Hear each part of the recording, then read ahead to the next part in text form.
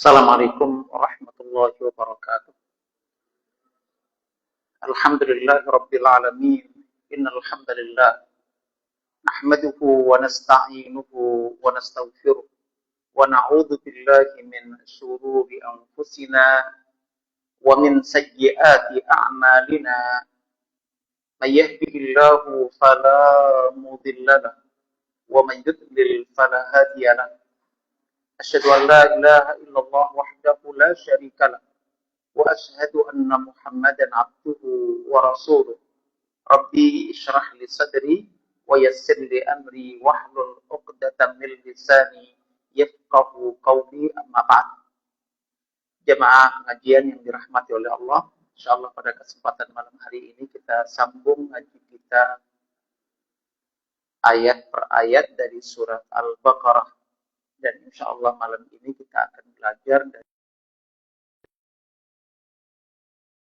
Al-Baqarah masih terkait dengan pemaparan Allah terkait dengan Bani Israel, ya, orang-orang Yahudi dari kalangan Bani Israel. Dengan satu harapan, kita semua tidak akan mengulang pengalaman-pengalaman buruk, tingkah laku buruk yang mereka lakukan. Terlebih dengan banyaknya nikmat, banyaknya karunia,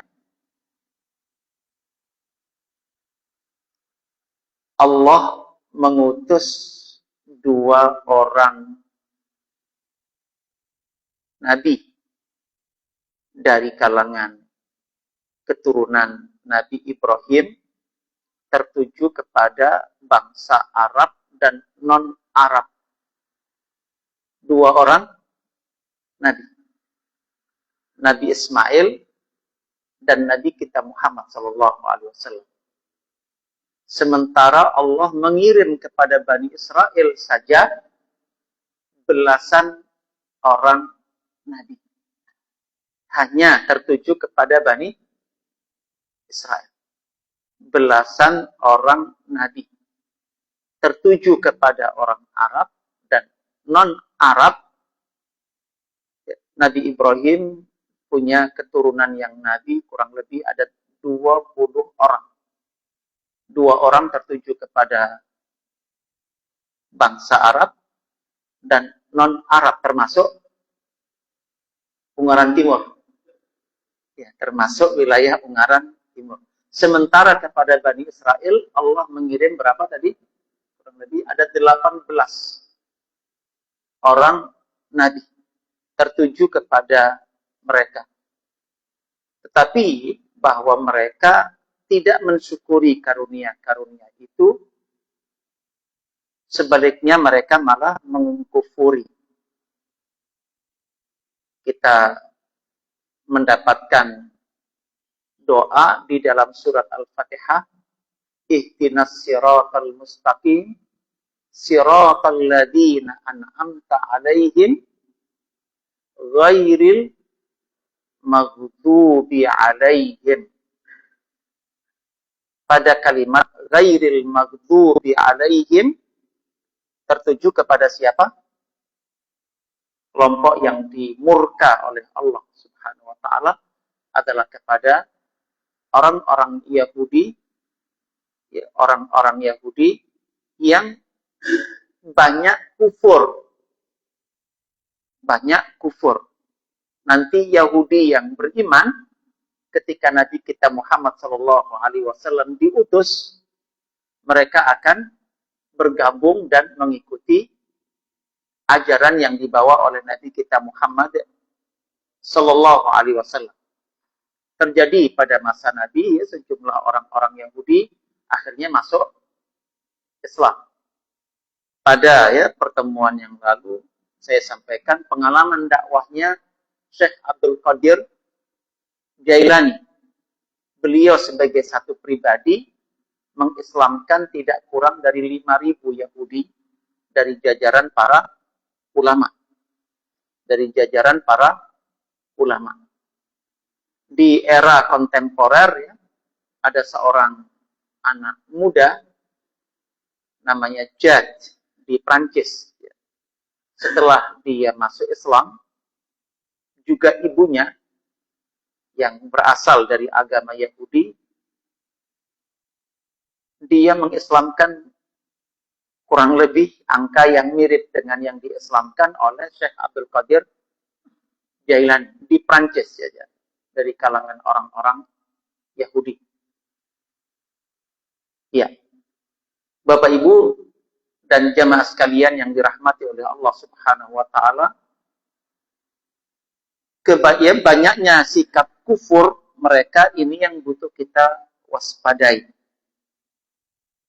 Hikmah Allah tidak tergesa menghukum orang-orang yang zalim, ya, orang-orang yang zalim.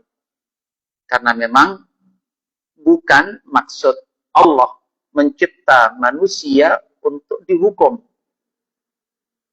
Justru Allah Subhanahu wa taala ingin memuliakan manusia semulia-mulianya di dunia dan apalagi nanti di akhirat. Maka Allah memberikan kesempatan kepada manusia, termasuk kepada Bani Israel, orang-orang Yahudi dari Bani Israel ini, dan juga kepada kita. Yang perlu kita waspadai adalah kita menempatkan militansi yang salah. Yang butuh kita waspadai adalah apa? Bersikap militan tetapi salah. Satu di antara adab berdoa yang dipaparkan oleh Imam An-Nawawi adalah israr. Jadi kalau minta dan berdoa kepada Allah harusnya apa? Maksa dalam tanda petik. Tapi yang terjadi pada hari ini, umat Islam justru maksa melanjutkan tindakan bermaksiat kepada perintah-perintah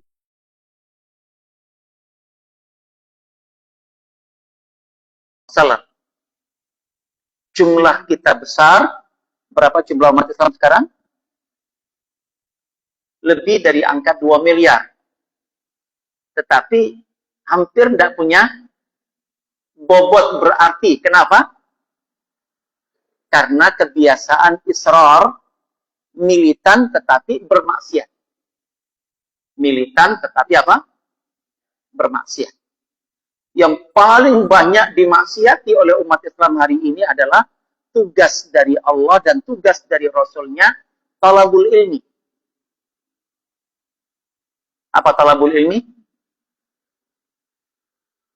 Keluar rumah untuk mengejar ilmu, untuk menuntut ilmu. Gambarannya adalah muridnya Nabi. Yang sangat menonjol siapa muridnya Nabi? Ibnu Abbas radhiyallahu anhuma.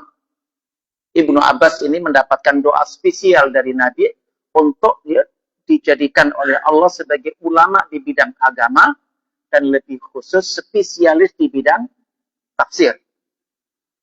Beliau di antara sahabat ya yang paling banyak hafalan hadisnya, sehingga banyak orang berkepentingan datang ke rumah Ibnu Abbas untuk belajar ayat per ayat dan hadis per hadis dari beliau. Tetapi yang menarik adalah banyak orang kecewa dalam tanda petik. Harus nunggu lama. Datang ke rumahnya ingin belajar ayat, ingin belajar hadis, tetapi tuan rumahnya nggak ada di rumah. Ibnu Abbas tidak dihadiri di rumah. Yang nunggu banyak sekali. Justru beliau mendatangi orang per orang yang di antara mereka nanti jauh rumahnya, yang hanya punya hafalan satu hadis. Ibnu Abbas berkepentingan, punya mas'uliyah, tanggung jawab, mengambil hadis tersebut dari sahabat Nabi yang masih hidup. Ada kekhawatiran ke guru yang bersangkutan meninggal dunia dan hadis itu berhenti pada orang itu. Maka Ibnu Abbas yang masih muda itu mendatangi mereka. Dan yang didatangi rata-rata pekewo. tahu bobotnya Ibnu Abbas dan bobot dirinya yang hanya tahu 1-2 hadis, tetapi justru yang punya banyak hadis datang untuk belajar dan mengambil dari mereka.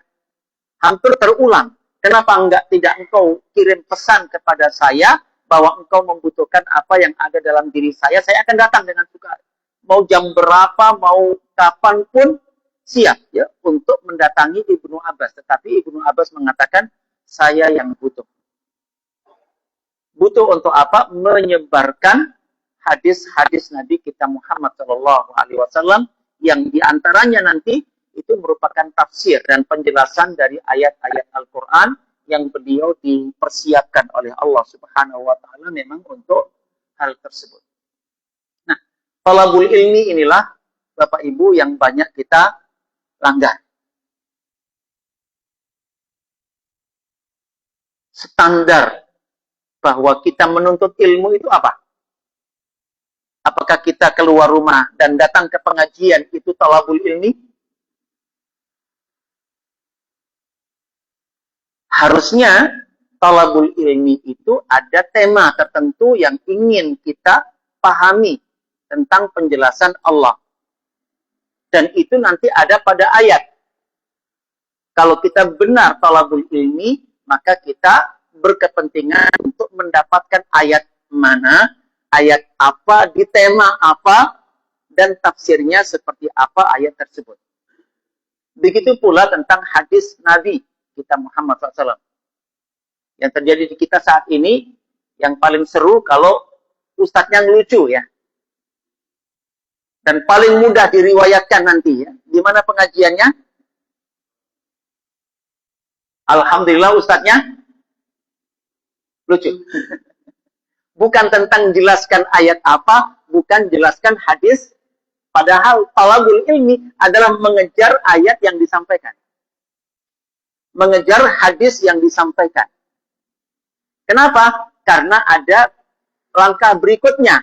Kita diperintahkan mencatat ayat tersebut, hadis tersebut. Tafsir dari ayat tersebut dan penjelasan dari hadis tersebut. Langkah berikutnya dari Allah maupun Rasulnya disuruh mengeksekusi, mengerjakan kandungan ayat tersebut. Langkah berikutnya disuruh menyampaikan kembali kepada orang lain. Jangan selama ini tahu orang-orang yang pulang pengajian kemudian mendatangi anggota RT-nya, RW-nya untuk menyampaikan hasil pengajian. Dan militan sekali. Itu diulang di pengajian kedua, diulang pengajian ketiga, diulang pengajian tahun ke-11, tahun ke-20, tahun ke-30, tahun ke-40. Ini namanya apa? Militan bukan? Militan. Tetapi militannya bukan kepada mentaati perintah Nabi, tapi justru mentaati, dan karena itulah kemudian walaupun 60 tahun mengaji tetap awam. Kenapa? Ketidaksadaran kita menempatkan militansi yang salah. Harusnya militansi kepada bidang kebaikan. Dalam proses mencari ilmu, bahkan punya standar. Hanya mau belajar kepada ustadz yang selalu menyebutkan ayat dan menjelaskan ayat dan menjelaskan hadis. Dan punya kurikulum ya, membawa kita kepada agama Islam yang utuh, yang sempurna. Bukan yang lucu ya. Biasanya yang paling ramai undangannya apa?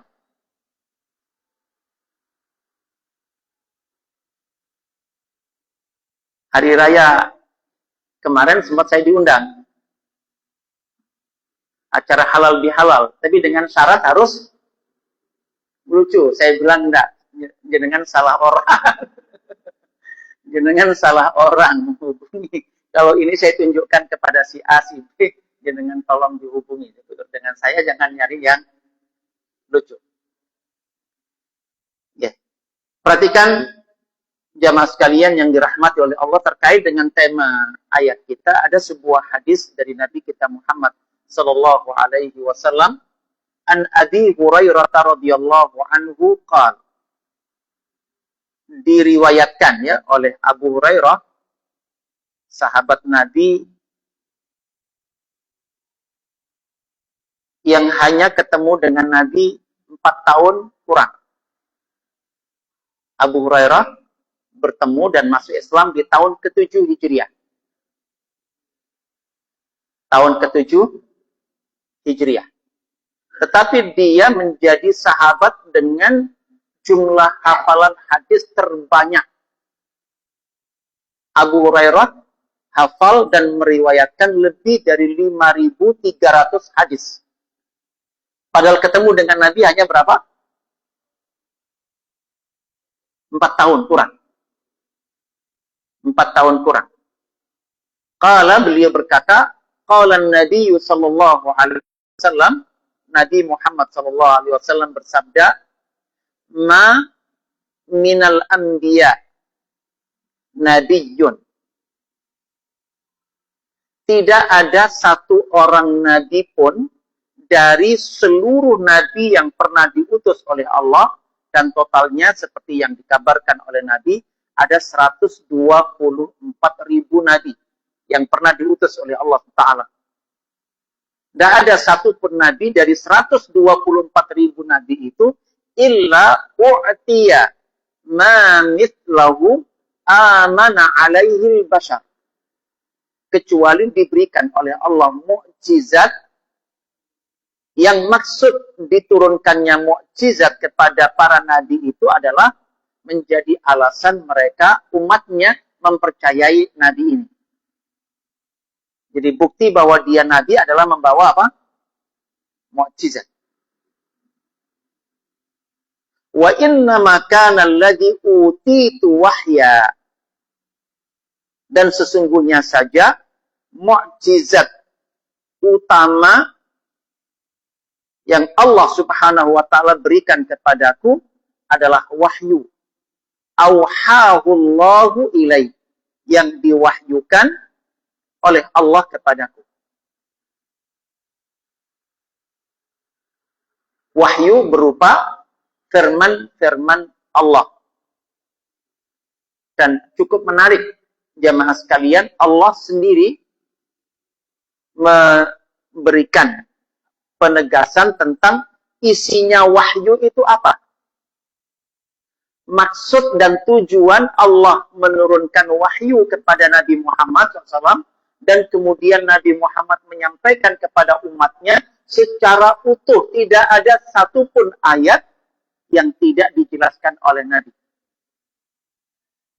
Dan karena itu kemudian beliau mempersiapkan orang-orang tertentu dari kalangan sahabat menjadi spesialis. Ya, menjadi spesialis.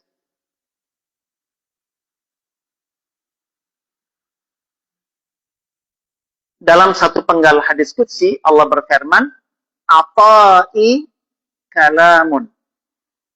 Pemberianku itu adalah firman, wahyu. Jadi isi wahyu adalah apa? Pemberian-pemberian Allah.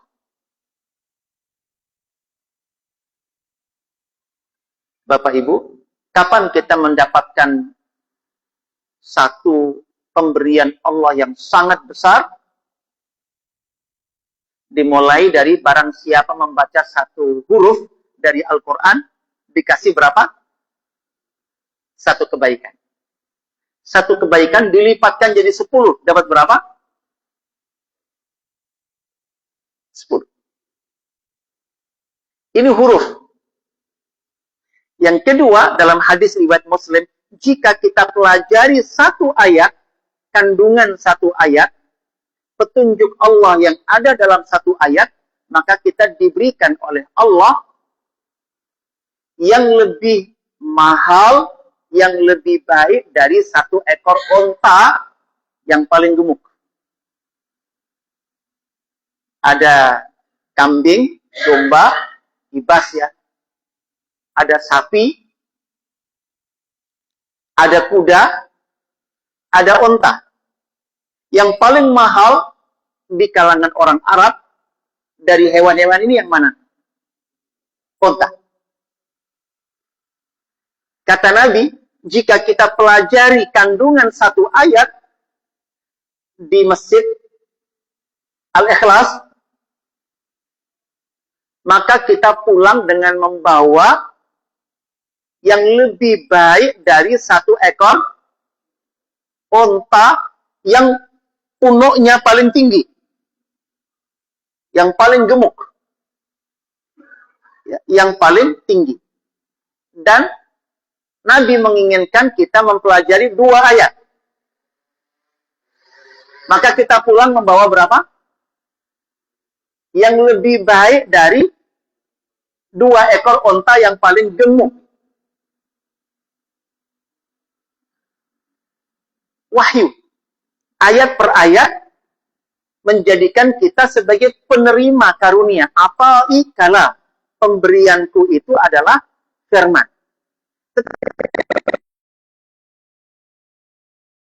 Azabku, kata Allah, juga firman.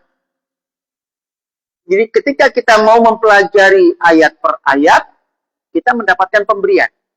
Ketika kita tinggalkan mempelajari ayat per ayat, kita dihirman, dihalangi oleh Allah Subhanahu wa taala dari mendapatkan kekayaan tersebut. Disinilah kita diazab oleh Allah. Akhir ulama atau nggak bawa ilmu? Nggak bawa ilmu. Nah, kalau kemudian kita tidak mau mempelajari ayat per ayat, lahir awam, meninggalnya awam. Kira-kira kita di posisi mana ini? Kita dimodali dihamparkan bumi segini lebar. Dipayungi langit sedemikian lebar. Dihadirkan matahari terbit pada waktu pagi. Memperhatikan nggak kalau pagi matahari terbit?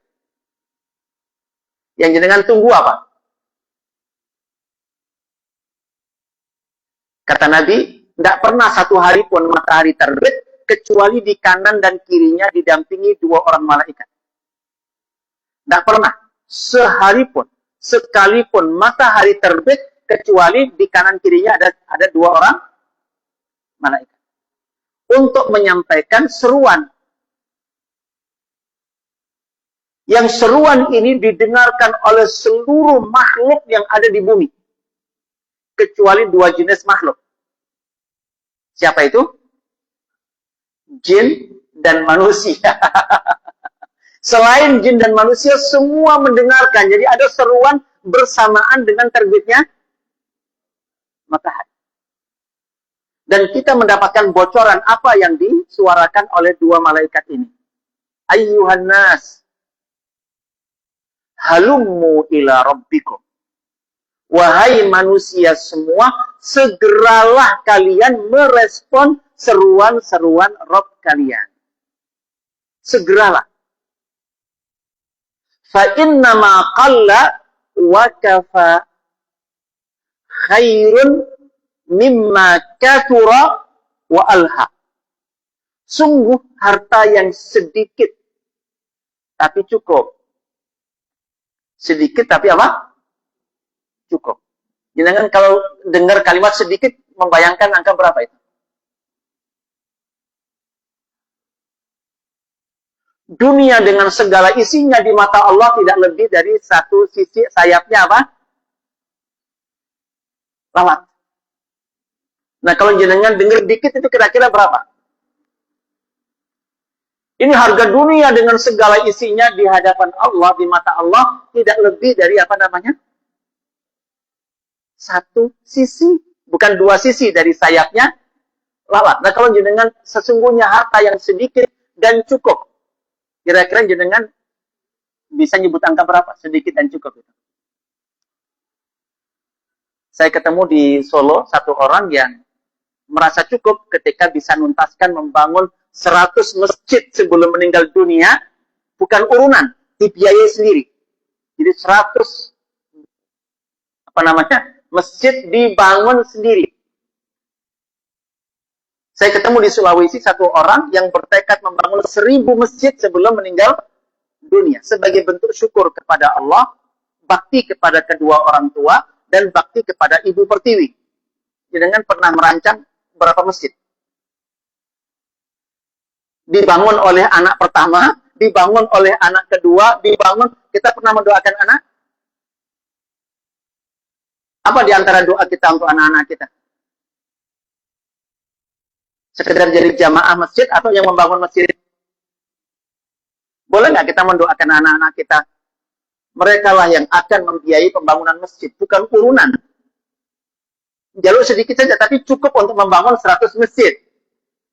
Sedikit, tetapi bisa membangun 1000 masjid. Itu sedikit. Maka malaikat setiap pagi ya, andai itu kita dengar kayaknya indah ya. Bersamaan dengan matahari terbit, ada seruan, wahai manusia, segera respon. Seruan Rob kalian.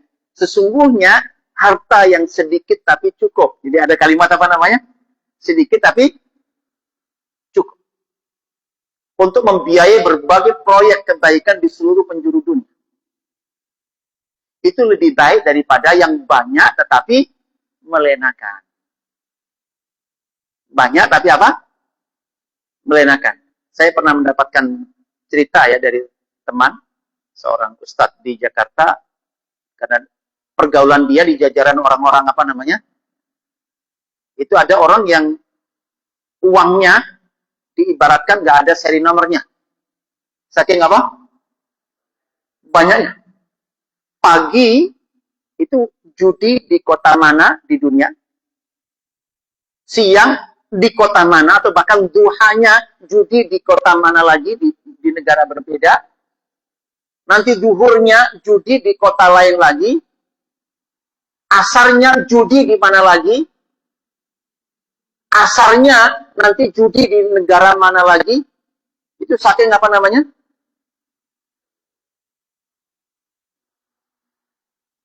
Di tengah cerita begitu mengatakan, tahu-tahu perutnya berkokok. Perutnya apa? Tapi minta nasi padang. Di negara yang dia sedang berjudi, nggak ada nasi padang, warung padang itu. Maka dia suruh pilotnya untuk terbang ke Singapura untuk beli apa namanya? Ah, tertarik nggak kayak gini? Pesawat pribadi, pilot pribadi, hanya untuk membeli. Maka dikatakan dalam seruan malaikat setiap pagi itu, sesungguhnya yang sedikit dari harta tetapi cukup. Mencukupi bukan untuk makan, bukan untuk sekolah ya anak. Sekolah hari anak dengan sekolah yang hanya menyiapkan sertifikat lulus untuk mencari pekerjaan, itu nggak menarik. Untuk diperjuangkan nyari duit, kalau sekedar itu gitu ya.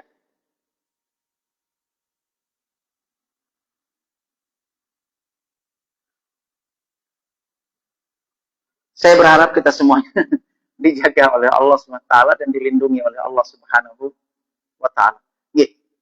Dikatakan bahwa yang diberikan oleh Allah adalah wahyu. Dan wahyu ini lengkap 30 juz di dalam Al-Quran, dan ditambah lagi dengan kitab Sahih Bukhari, Sahih Muslim, dan 7 kitab hadis yang lain. Kitab Tis'ah.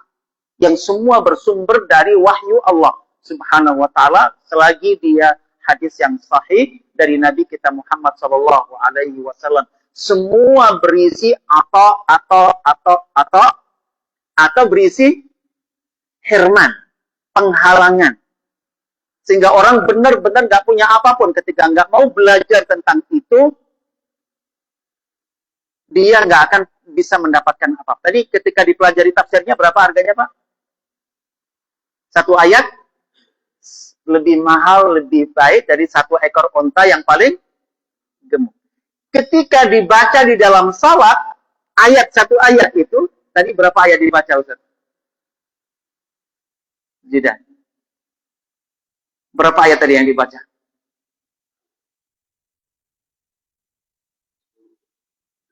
Ketika ayat yang sudah dipelajari, tahu maknanya, tahu tafsirnya, itu dibaca di dalam salat, kata Nabi, harganya 1 ayat lebih mahal dari 1 ekor khalifah.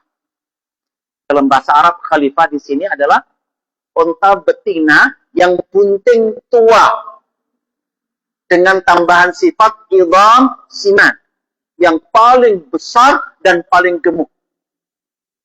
Kita mendapat atau dicurangi, diambil dari kita? kita mendapat. Jadi atoi kalam, pemberianku itu firman. Begitu ayat itu jenengan sampaikan kepada orang lain, maka jenengan punya sumber pahala sampai hari kiamat. Nggak akan pernah putus. Jadi kapan kita mendapatkan sesuatu? Adalah melalui kalam, melalui firman Allah. Nah, Nabi Muhammad senang sekali ketika mendapatkan mukjizat terbesarnya adalah wahyu ini. Karena akan memandu seseorang mendapatkan, kalau bahasanya Imam Syafi'i rahimahullah, ad-daruriyatul khams, 5 hajat manusia yang paling darurat, yaitu agama, akal pikiran, jiwa raga, keturunan, dan harta. Semua orang Islam yang mau mengkaji ayat per ayat kandungannya, petunjuk Allah, dan mau mengimaninya dan bahkan mengamalkannya, dia akan dipandu oleh Allah bagaimana mencapai kualitas agama tertinggi, kualitas akal pikiran tertinggi, kualitas jiwa raga yang tertinggi. Kita sering sebelum acara resmi biasanya ada nyanyikan lagu apa?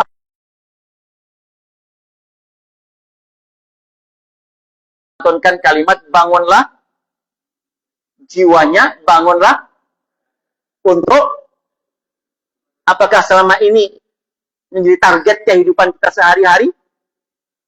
24 jam, 7 hari dalam sepekan, 30 hari dalam 1 bulan, 365 hari untuk memakmurkan NKRI dan mengantarkan NKRI sebagai pusat kebaikan dan perbaikan seluruh dunia. Apakah kita mengelola anak-anak kita menuju ke arah sana?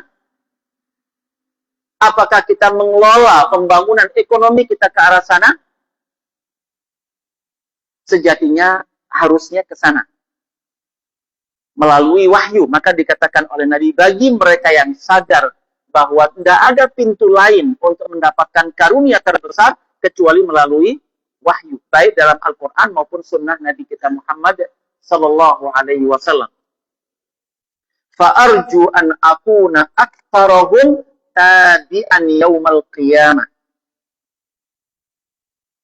Karena itulah saya berharap, karena orang akan terpenuhi hajat-hajatnya. Jika tidak melalui agama dalam membangun, tidak melalui wahyu Allah dalam membangun agama, akal pikiran, jiwa raga, keturunan, apalagi harta, maka nanti akan mengejarnya melalui jalur-jalur kesyirikan.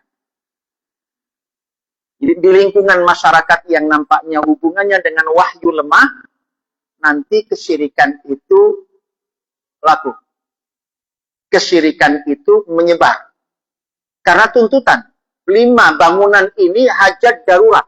Tidak terpenuhi melalui kualitas agama yang baik, maka dia akan dikejar dari sumber-sumber yang diharamkan oleh Allah Subhanahu wa ta'ala. Bagaimana agar kita terhindar dari kesyirikan adalah mengejar bagaimana kita berislam secara kafah melalui wahyu-wahyu Allah.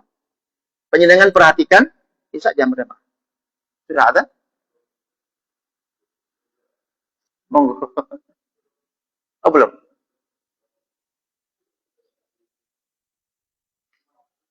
Jam berapa? Isya.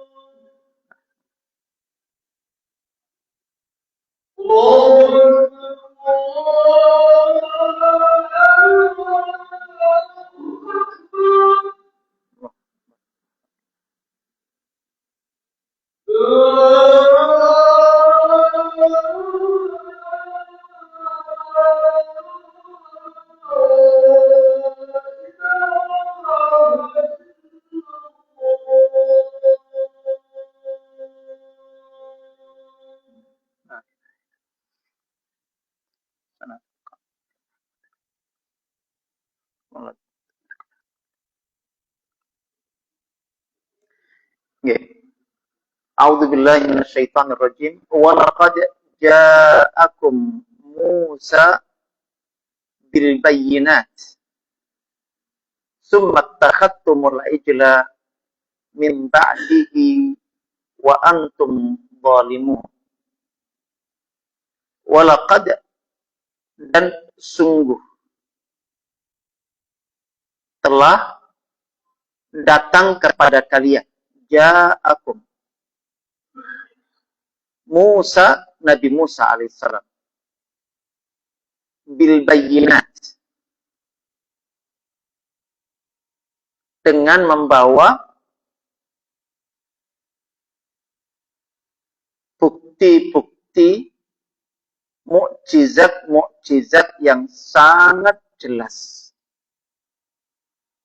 yang membuktikan kebenaran kenabian Nabi Musa alaihissalam, bahkan juga tentang kebenaran kenabian Muhammad sallallahu alaihi wasallam. Dan Allah memberikan waktu yang sangat panjang. Mereka pelajari baik wahyu yang dibawa oleh Nabi Musa alaihissalam kepada mereka, summa takhattumul ijla, akan tetapi setelah waktu panjang yang diberikan oleh Allah kepada kalian untuk membenarkan, mengimani dan bahkan mengikuti Musa alaihissalam, karena tidak akan ada produktivitas dalam kehidupan kita tanpa mengikuti wahyu. Tadi kita baca satu huruf, ada produktivitas. Mengkaji satu ayat, ada produktivitas. Memasukkan ayat di dalam sholat, ada produktivitas. Itu yang nanti akan ditimbang oleh Allah pada hari kiamat. Ketika kandungan ayat kita ikuti, kita jalankan, dijamin sukses, nggak akan gagal. Tentang wudhu, tentang sholat, selama ini kita sering mengenalkan judul besar, sholat sebagai penolong. Sejatinya bukan hanya di judul besar itu.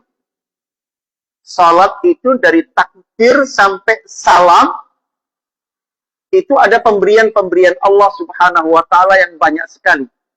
Maka kita bisa memunculkan judul takbiratul ihram sebagai penolong. Kan ada ayat yang mengatakan wasta'inu bis sabri wassalah. Jadikanlah sabar dan salat sebagai penolong. Itu dari takbir sampai salam, jadi takbiratul ihram sebagai penolong. Doa iftitah sebagai penolong. Surat Al-Fatihah sebagai penolong. Ayat dan surat yang kita baca setelah surat Al-Fatihah sebagai penolong. Rukuk sebagai penolong. I'tidal sebagai penolong. Sujud sebagai penolong. Duduk di antara dua sujud sebagai penolong. Tahiyat awal sebagai penolong. Tahiyat akhir sebagai, jenengan bisa ngurus apa yang kita dapatkan dari satuan-satuan amalan di dalam salat itu. Sampai nanti salam, tengok kanan, tengok kiri. Kita belajar ayat di masing-masing gerakan, di masing-masing bacaan, belajar hadis, tadi nilainya berapa? 1. Kalau dipelajari, 1 ekor onta. Ketika kita ajarkan kepada orang lain, inilah sumber pahala yang tidak akan pernah putus. Bayangkan kalau kemudian kita perlakukan ya, ajaran agama ini dengan cara yang benar. Jadi Nabi Musa alaihissalam membawa wahyu, tetapi nanti juga membawa bukti-bukti fisik, mukjizat fisik banyak sekali yang terjadi pada masanya Nabi Musa alaihissalam. Tapi sayangnya tidak memandu mereka untuk beriman. Nah ini yang naudzubillah ya. Kalau dihitung antara jumlah ayatnya Nabi Musa yang diajarkan kepada Bani Israel dengan ayatnya Al-Quran yang disampaikan kepada kita, kira-kira banyak mana ini? Jelas banyak Al-Quran. Yang kalau kemudian Bani Israel menolak itu, mengkufuri itu, dan tidak mempelajarinya, tidak mengimaninya, tidak menjalankannya, tidak mengajarkannya, ganti ya, mengikuti apa namanya? Summat takhattumul ijla. Justru menjadikan patung anak sapi ya, berjenis kelamin perempuan, betina, itu yang disembah. Kalau kita nyembah apa? Ngikuti hawa nafsu. Jadi kita militan, menolak, melaksanakan perintah-perintah Nabi tentang talabul ilmi, tentang mencatat ilmu, tentang menyampaikan kembali ilmu, itu yang kita sembah. Dari tahun pertama kita lahir, sampai nanti kita meninggal dunia. Na'udzubillah min dzalik. Karena itulah, jamaah sekalian yang dirahmati oleh Allah, kita butuh waspada. Dan ini yang menyebabkan kenapa Belanda bisa lama menjajah negara kita. Itu karena kita tidak memberdayakan diri sebagaimana seharusnya kita memberdayakan diri sebagai, padahal kita mayoritas muslim. Ya, kita mayoritas muslim. Wa antum dhalimun, dan kalian semua adalah orang-orang yang melakukan kezaliman. Dalam tafsir Al-Muyassar dijelaskan, walaqad ja'akum nabiyullahi Musa bil mu'jizati al-wadihat ad-dalah ala sidqihi. Sungguh telah datang kepada kalian, wahai Bani Israel, orang-orang Yahudi dan Bani Israel, seorang Nabi Allah bernama Musa dengan membawa mukjizat-mukjizat yang sangat jelas yang menunjukkan akan kesungguhan, kebenaran. Bukan nabi pendusta ya, seperti Musailamah al-Kadzdzab. Katufan seperti Tofan, Al-Jarad,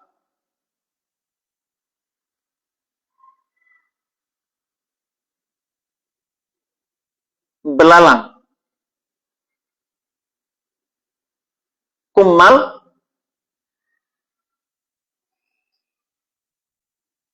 kutub, dafade, abdafade, zaman dari difta, kata. Wa ghairu dzalika mimma dzakarahu Allahu fil Qur'anil Azim, dan yang lain-lain ya, banyak sekali. Walaupun tadi kalau kita hitung ayat-ayat Al-Qur'an kepada kita jauh lebih banyak yang tidak kita pedulikan dan kita tidak serius untuk mempelajari ayat per ayat, padahal ada jelas transaksinya ketika satu ayat dipelajari. Saya sampaikan kepada jenengan pada waktu itu dan berulang saya sampaikan, nyuwun kepada Allah tambahan rizki bisa menghadirkan Ibnu Katsir ke perpustakaan pribadi di rumah kita. Nyuwun tambahan rizki kepada Allah bisa menghadirkan tafsir Ibnu Katsir yang 10 jilid di rumah kita karena sudah diterjemahkan oleh para ahlinya, tim ya, secara nasional, diterjemahkan dengan baik ke dalam bahasa Indonesia dan kita bisa menjadwal diri sendiri. Mau longgar jam berapa setiap harinya, bisa diagendakan mengkaji 2 ayat per hari. Dengan begitu, kita ngumpulkan poin-poin kebaikan, tadi angkanya gede. Lebih baik dari 1 ekor onta yang paling besar, paling gemuk. Jika kemudian dimasukkan ke dalam salat, nanti salatnya Nabi itu dikatakan jika membaca ayat, di situ ada tasbih, beliau akan wakaf sejenak dan bertasbih terlebih dahulu. Melewati ayat tahmid, beliau akan wakaf sejenak dan bertahmid terlebih dahulu.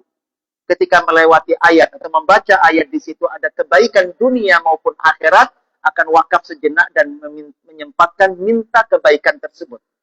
Dan ketika melewati ayat yang menyebutkan tentang keburukan tertentu, baik dunia maupun akhirat, lagi-lagi beliau akan wakaf sejenak dan menyempatkan meminta perlindungan kepada Allah Subhanahu wa taala, terlebih pada saat qiyamul lail.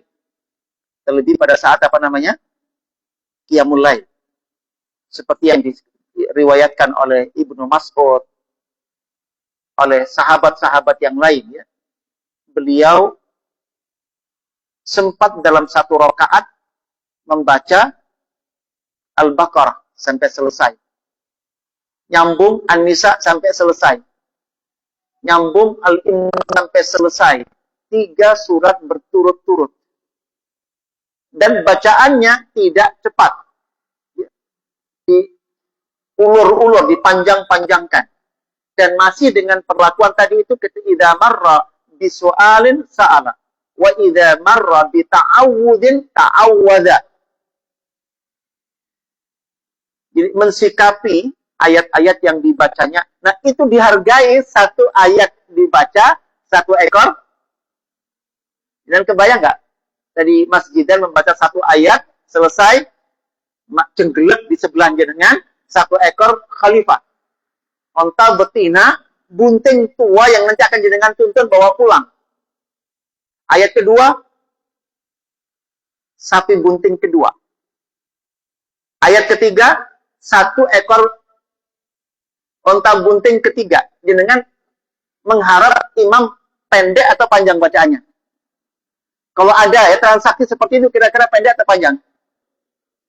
Maka di sini butuh pendidikan kepada masyarakat. Butuh pendidikan kepada masyarakat. Apa maknanya bacaan ayat pendek dan apa maknanya bacaan surat-surat yang panjang? Seperti yang diriwayatkan Nabi Muhammad SAW satu ketika mengimami salat duhur. Mengimami salat duhur.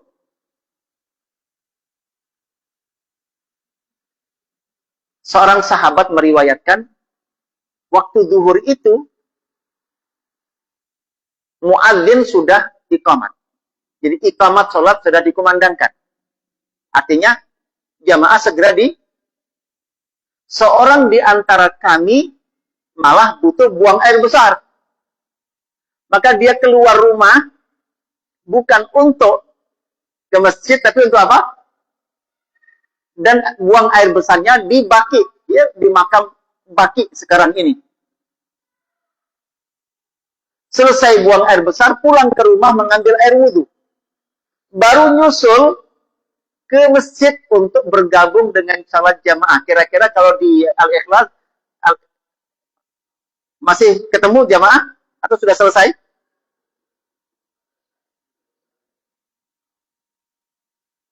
Sampai di masjid, Nabi belum selesai dari rakaat pertama salat. Dia mentahqiq hadis ini, lokasi rumah yang bersangkutan, posisi Baki, dan kemudian buang air besar dalam kondisi normal, dan kemudian balik, dan ke masjid lagi. Itu beliau menyebutkan angka tidak kurang dari setengah jam. Rakaat pertama. Kira-kira berapa ayat? Cara Nabi mencintai jamaah dan pulang membawa pahala terbesar. Per ayat transaksinya sekian ini. Maka kalau kita paham tentang ini, Bapak Ibu, tidak mungkin kita tidak berburu belajar ayat per ayat dari Al-Quranul Karim. Sementara nggak ada fasilitas di masjid. Ngaji sepekan sekali. Jadi, kalaupun ada setiap hari, mungkin temanya tidak runtut. Maka tadi yang paling longgar adalah kita nyuwun kepada Allah bisa menghadirkan kitab tafsir di rumah masing-masing. Nyuwun kepada Allah tambahan. Dan ini penyuwunan yang benar. Ya, tambahan rizki bukan untuk jajan, tetapi untuk apa namanya? Untuk memfasilitasi kita belajar. Nabi menginginkan orang Islam itu minimal 2 ayat per hari. Sampai ayat ke-10. Jadi dulu sahabat itu antara 2 ayat per hari sampai 10 ayat per hari. Inilah modal mereka bisa mengurai, mereka menjadi pengikut Nabi itu mewarisi produk jahiliyah selama 600 tahun terakumulasi yang dihadapi oleh Nabi. Jadi ketika Nabi Isa alaihissalam diangkat ke langit, di bumi tidak ada Nabi, tidak ada Rasul. Tidak ada kitab suci yang diajarkan, sementara umat manusia beranak pinak. Bertumbuh dan menjalani kehidupan mereka. Mengikuti apa? Hawa nafsu. Baik pribadi, kolektif, terkumpul berapa tahun? Diselesaikan itu semua dalam waktu kurang dari 23 tahun. Modalnya adalah wahyu ini. Maka Bapak Ibu, adakah alasan kita tidak mempelajari wahyu? Adakah kita kemudian bergantung kepada kajian-kajian yang ada secara kolektif? Tidak. Tidak benar. Yang perlu kita lakukan sendiri dan nyuwun kepada Allah, ya, kemudahan, pertolongan, sebagaimana kita nyuwun kepada Allah perlindungan, ya, supaya tidak tersesat, supaya tidak keluar dari jalur. Mimma dzakarallahu fil Qur'an wa ma'adzalika ittakhadtum al-ijla ma'budan, sudah diberikan semua itu oleh Allah, tetapi kalian tetap mengikuti, menyembah, ya, ijl.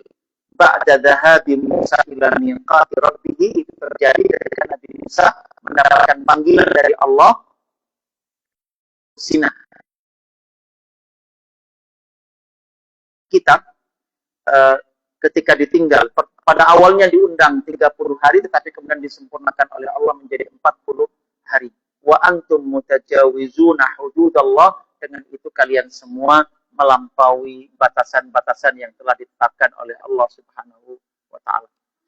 Bapak Ibu dan dirahmati oleh Allah Subhanahu wa taala, sekali lagi ini cermin, ya, meskipun cermin yang tidak baik, mengingatkan kita semua berpotensi seperti melakukan seperti yang dilakukan oleh mereka, dan tentunya ini sangat dimurka oleh Allah Subhanahu wa taala. Makanya di dalam surat Al-Fatihah kita diajarkan untuk ya berlindung kepada Allah, meminta perlindungan ya. Jika dijauhkan oleh Allah, dilindungi oleh Allah, mencontoh mereka yang dimurka oleh Allah Subhanahu wa taala dan mereka yang sesat. Naudzubillah min dzalik, baik dari kalangan Yahudi maupun dari kalangan Nasrani yang mereka mengikuti hawa nafsunya. Aku lupa lihat wa astaghfirullah li wa lakum istaghfiruhu innahu huwal ghafurur rahim. Assalamualaikum warahmatullahi wabarakatuh.